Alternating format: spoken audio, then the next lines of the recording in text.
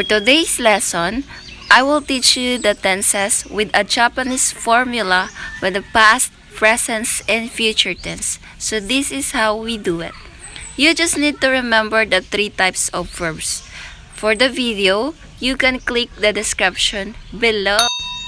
In a type 1 verb, the key is you just look the last syllable of the verb. For example, the last syllable ends with nu, mu, and bu. You just drop the last syllable and change it in nda for the past tense and nde for the present tense. The last syllable ends with ru, u, tu. Just drop it and change into ta for the past tense, te for the present tense. Just hold your tongue and then say ta, te. And the last syllable ends with ku. Just drop it and change ita for the past tense, ite for the present tense. The last syllable ends with gu. Just drop it and change ida for the past tense and ide for the present tense. When the last syllable ends with su, just drop it and change shita for the past tense and shite for the present tense. So these are all the type 1 verb. So for example of the verb drink, that is nomu, it becomes nonda for the past tense and nonde for the present tense. For the use, that is chukao, it becomes chukata for the past tense and chukate for the present tense. And for the verb swim, that is oyogo, it becomes oyoida for the past tense and oyoide for the present tense. And for the verb drop, and that is otusu, it becomes otoshita for the past tense and otoshite for the present tense. In type 2 verb, the K is just dropping the ru and add ta for the past tense and te for the present tense. Example, the verb eat means taberu. It becomes tabita for the past tense and tabete for the present tense. Number 2, for example, the verb sleep. It becomes nita for the past tense and nite for the present tense. In type 3 verb, the K is just memorization because there are only 3 verbs in type 3 verb. The suru, which is to do, the kuru, which is come, and iku, which is go.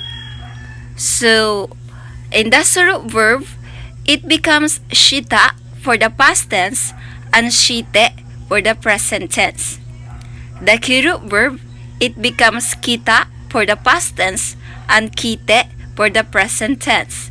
And the iku verb, it becomes ita for the past tense and it becomes ite for the present tense.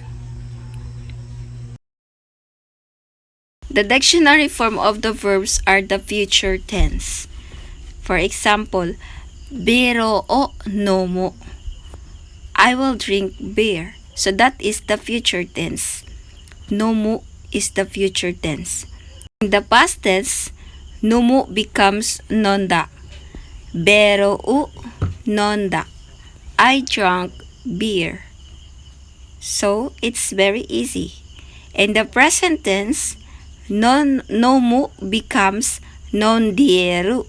So, bero nondieru, or I am drinking beer.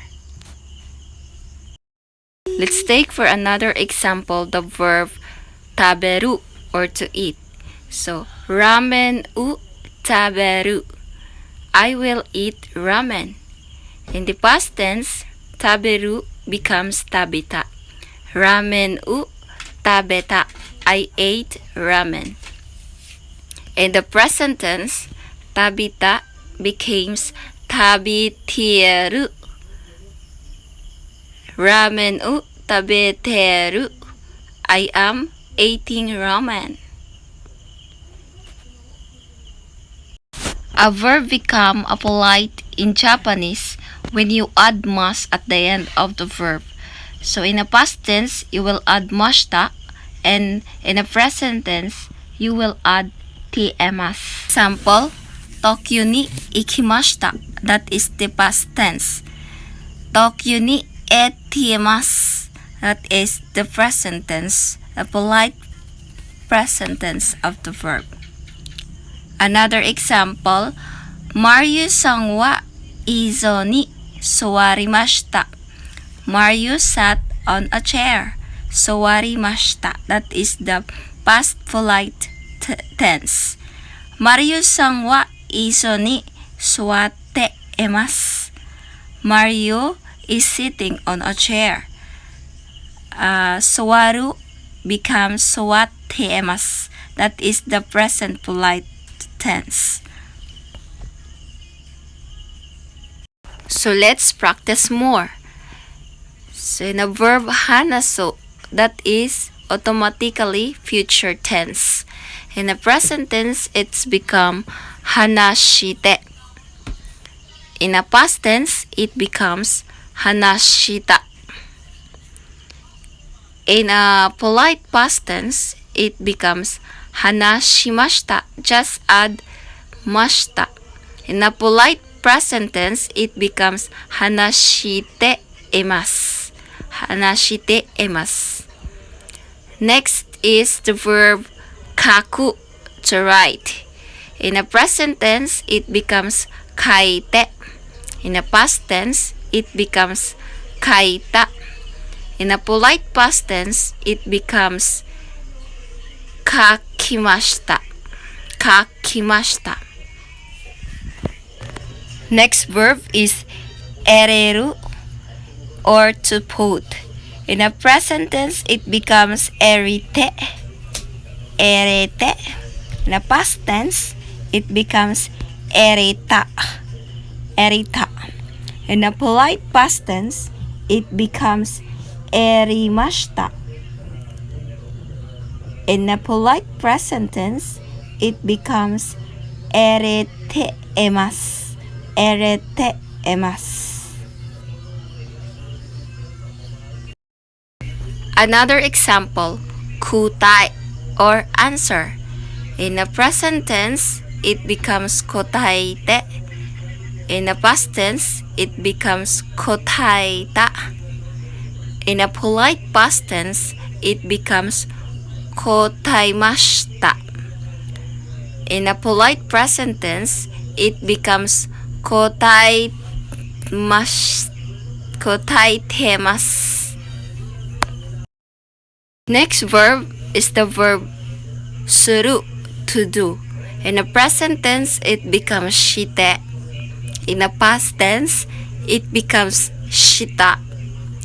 In a polite past tense, it becomes shimashita. In a polite present tense, it becomes shiteemasu. The next verb is the verb eku, or to go. That is the future tense. In the present tense, it becomes ite. In the past tense, it becomes ita. In a polite past tense, it becomes ikimashita. In a polite present tense, it becomes iteemasu. That's all for tonight, guys. Thank you so much for watching, and I hope you learned it. And for those who are newly to my channel, please don't forget to subscribe and hit the bell notifications below so that you can notify if ever I have some new uploads in new lessons to take up. Thank you, guys. Bye bye. Mata ne. Peter Pan, that's what they call me. I promise that you'll never be lonely.